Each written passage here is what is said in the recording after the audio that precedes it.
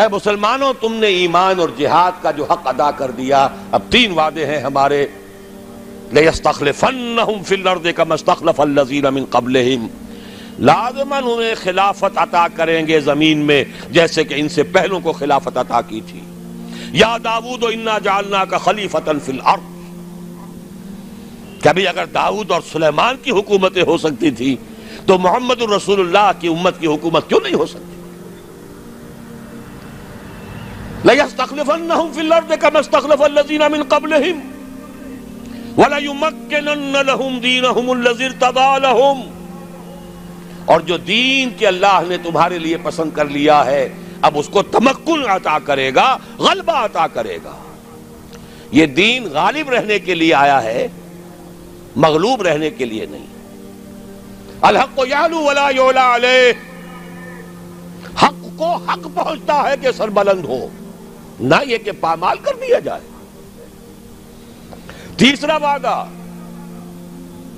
وَلَيُبَدِّلَنَّهُمْ مِنْ بَعْدِ خَوْفِهِمْ أَمْنًا، اب تک تو تم پر خوف کی کیفیت طاری تھی، پھر نہ قریش چڑھ کے آ جائیں، غطفان نہ آ جائیں. حدیثوں میں سیرت میں آپ نے پڑھا ہوگا، رات رات بھر پہرے رہتے تھے، ذرا شور ہوتا تھا منافقین جو ہے لے اٹھتے تھے، پھر حملہ ہو رہا ہے بھائی، پھر حملہ ہو رہا ہے، ہر وقت ایک خوف کی کیفیت. لیکن اے مسلمانوں، اب وہ خوف کی حالت بدل جائے گی، تمہیں امن حاصل ہو جائے گا. چیزیں 3 بیان کی، ایک ہی ہے. جب تمہیں حکومت مل جائے گی، تمہارا دین خود بخود غالب ہو گیا، یا جب اللہ کا دین غالب ہوگا حکومت خود بخود تمہارے ہاتھ میں ہوگی.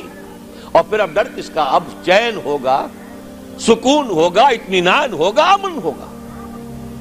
یعبدوننی، اور پھر وہ میری بندگی کریں گے جیسے کہ بندگی کا حق ہے.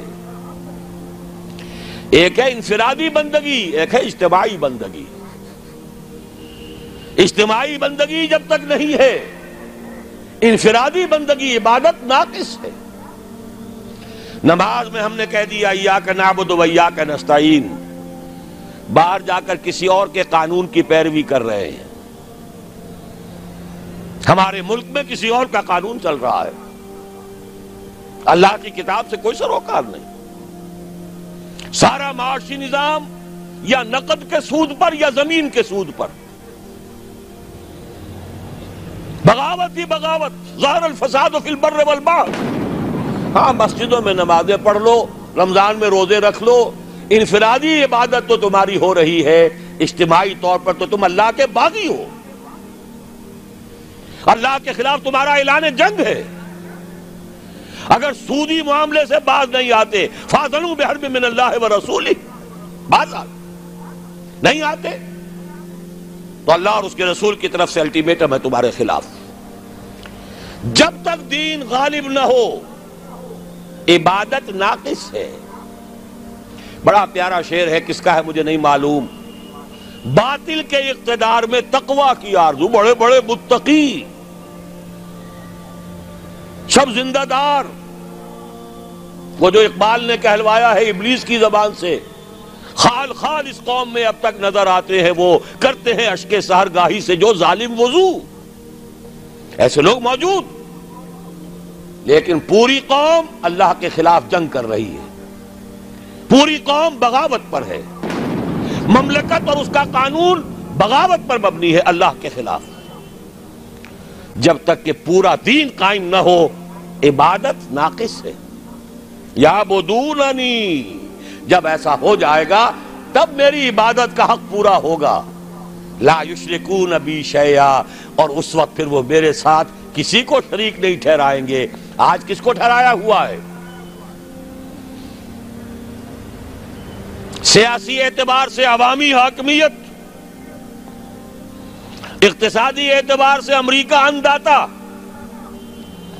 جو حکم آ جائے IMF کا، وہ بے نظیر ہو یا کوئی اور با نظیر آ جائے، سب کو ماننا پڑے گا. ہم تو در حقیقت نہ معلوم کتنے معبودوں کی بندگی اس وقت کر رہے ہیں.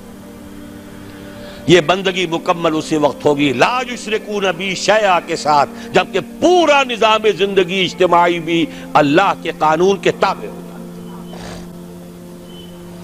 ومن کفر بعد ذلک،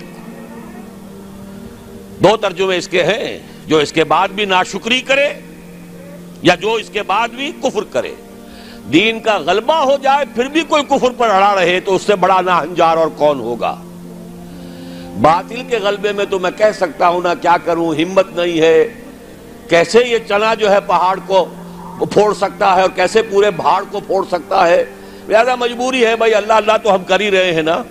دین غالب ہو جائے پھر بھی اگر کوئی کفر پر اڑا رہا تو اس سے بڑا ناہنجار کوئی نہیں۔ اور دوسرا مفہوم کیا ہے؟ ہمارے اتنے پختہ وعدوں کے باوجود اگر تم کمر نہیں کستے، ہمت نہیں کرتے، قدم آگے نہیں بڑھاتے، آپ کے دیواروں پر قدم بڑھاؤ فلاں، قوم تمہارے ساتھ ہے، لیکن ہم قدم بڑھانے کو تیار نہیں ہیں، اللہ کے دین کی طرف قدم بڑھانے کو تیار نہیں ہے۔ اس کے کیا معنی ہے؟ سخت ناشکری ہے اللہ کے ان وعدوں کی، یا تمہیں اللہ کے وعدوں پر اعتماد نہیں۔